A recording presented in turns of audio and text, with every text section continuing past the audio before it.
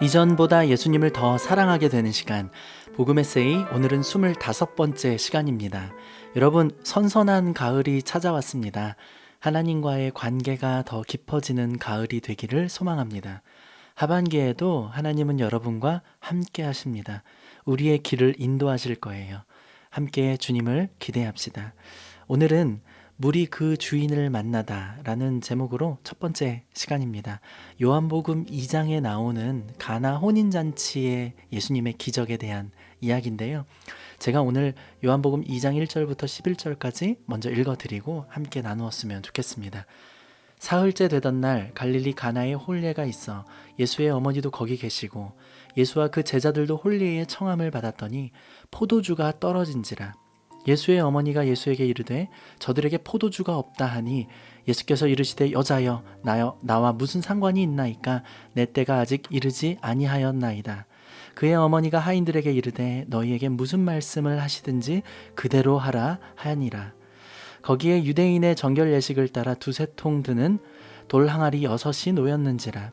예수께서 그들에게 이르시되 항아리에 물을 채우라 하신즉 아귀까지 채우니 이제는 떠서 연회장에게 갖다 주라 하심에 갖다 주었더니 연회장은 물로 된 포도주를 맛보고도 어디서 났는지 알지 못하되 물 떠온 하인들은 알더라. 연회장이 신랑을 불러 말하되 사람마다 먼저 좋은 포도주를 내고 취한 후에 낮은 것을 내거들 그대는 지금까지 좋은 포도주를 두었도다 하니라. 예수께서 이 첫 표적을 갈릴리 가나에서 행하여 그의 영광을 나타내심에 제자들이 그를 믿으니라. 아멘. 여러분, 예수님이 말씀하시면 변합니다. 물이 변하여 포도주가 되는 것뿐만 아니라 바디메오가 눈을 뜨고 죽은 나사로가 살아납니다. 오늘 이렇게 함께 고백했으면 좋겠어요. 예수님, 오늘 나에게도 말씀하소서. 내 삶을 변화시켜 주시옵소서. 예수님께서 우리의 삶을 그의 말씀으로, 그의 능력으로 날마다 새롭게 하여 주시기를 간절히 소원합니다. 오늘 요한복음 2장에 보니까 예수님이 혼인잔치에서 이 기적을 베풀고 계세요. 여러분, 예수님의 첫 기적이고 첫 표적이라고 성경은 기록하고 있습니다. 왜 하필 예수님의 첫 표적이 혼인잔치였을까요? 그런 생각 안 해보셨어요? 왜 하필 예수님은 수많은 기적의 자리를 만들 수 있었음에도 불구하고 병자들도 많고 또 여러 가지 귀신 들린 사람들도 많았을 텐데 왜 첫 표적을 혼인잔치에서 이루셨을까? 성경은요, 결혼식을 굉장히 중요하게 생각합니다. 성경은 신앙생활을 주님과의 혼인으로 비유를 할 때가 있어요.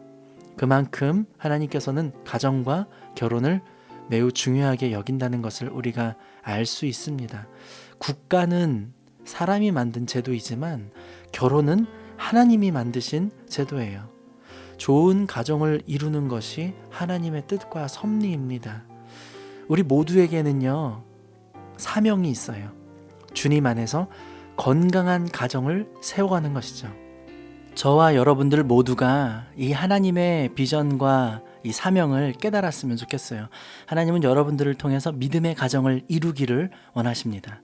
요즘 사회도 어렵고 또 여러 가지 청년들이나 또 젊은이들이 너무 힘들다 보니까 결혼도 포기하게 되고 출산도 포기하게 되고 건강한 가정을 이루는 것을 포기하게 되는 경우를 많이 보게 돼요. 혹은 깨어진 가정에서 상처받은 마음으로 자라다 보면 자기도 또 건강한 가정에 대한 소망을 품지 못하게 되는 경우가 있습니다. 어쩌면 이 마지막 시대에 사단이 노리고 있는 것 중에 하나인 것 같아요. 가정을 무너뜨리는 것, 그리고 건강한 가정에 대한 꿈을 잃어버리게 하는 것. 하나님은요, 여러분들을 통해 아름답고 선한 믿음의 가정을 세워가시기를 간절히 원하고 계십니다. 이것은 하나님의 뜻이에요. 여러분, 기도하시고요, 또 꿈을 꾸세요. 여러분들 좋은 믿음의 부모가 될 수 있습니다. 또 믿음의 자녀들이 될 수 있습니다. 여러분들을 통해서 가정이 하나님 나라로 변화되고 바뀔 수 있습니다. 성령께서 우리를 도와주시면 그렇게 될 줄로 믿습니다. 어쨌든 하나님께서는 건강한 가정을 중요하게 생각하신다는 거 기억하시면서 예수님이 이 혼인잔치에서 첫 표적을 이루셨습니다. 어떤 표적이었죠? 물이 변하여 포도주가 되게 하신 기적이었어요. 여러분, 이 혼인잔치에 포도주가 떨어졌다고 오늘 성경에 나오고 있어요. 단순히 음료수가 떨어진 게 아니라요, 그 혼인잔치에 중요한 사건이 발생한 겁니다. 포도가 갖고 있는 상징적인 의미가 있습니다. 그것은 이스라엘 백성들에게 있어서 포도는 기쁨이었어요. 이스라엘에는 건기와 우기가 분명하게 나뉘어집니다. 3월과 10월에 비가 오고요. 3월부터 이 10월 사이에는 비가 오지 않는 건기가 되는 거죠. 이스라엘 사람들은 그래서 10월부터 3월까지 내린 비를 물탱크에 잘 저장해 놓고 있다가 4월부터는 비가 오지 않기 때문에 저장해 둔 물을 사용하기 시작합니다. 그런데 이 물이요, 4월, 5월, 6월 되면은 많이 이렇게 떨어지게 되는 거죠. 그때부터 이스라엘 백성들은 심한 갈급함과 또 목마름에 허덕이게 됩니다. 이 물이 없어서 이스라엘 백성들이 많은 고통과 아픔을 겪고 있는 그 시기 속에서 포도를 수확하는 계절이 바로 8월, 9월이라고 해요. 좀 이르면 7월 말. 그러니까 이스라엘 백성들은 4월부터 비가 내리지 않는 상황 속에서 남겨진 물을 잘 사용하다가 이제 막 너무 갈급함과 목마름에 허덕이던 그 시기 속에서 포도를 수확하게 되는 순간 너무 기쁜 거예요. 왜냐하면 이제 포도를 즙을 내서 포도주를 만들어 먹을 수 있기 때문이에요. 그래서 이스라엘 백성들은 포도를 딸 때 노래를 부르고 즐거움으로 포도즙 틀을 짰다고 그렇게 성경은 기록하고 있습니다. 여러분, 그래서 포도는 이스라엘에게 있어서 기쁨을 상징하는 단어였어요. 포도주가 떨어졌다, 잔치에 기쁨이 사라진 상황을 의미하는 것입니다. 이 시대에도 마찬가지예요. 기쁨이 사라진 시대를 우리가 살아가고 있어요.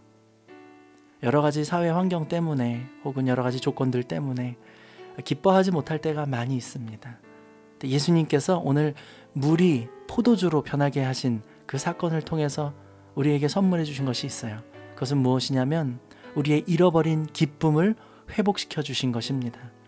우리가 많은 것을 가지고 있지만 영원한 생명을 잃어버리고 죽음의 늪에 빠져서 허우적거리고 있을 때에, 목말라 있을 때에 예수 그리스도께서 십자가 위에서 보혈을 흘리심으로 우리에게 영원한 생명을 주셨어요.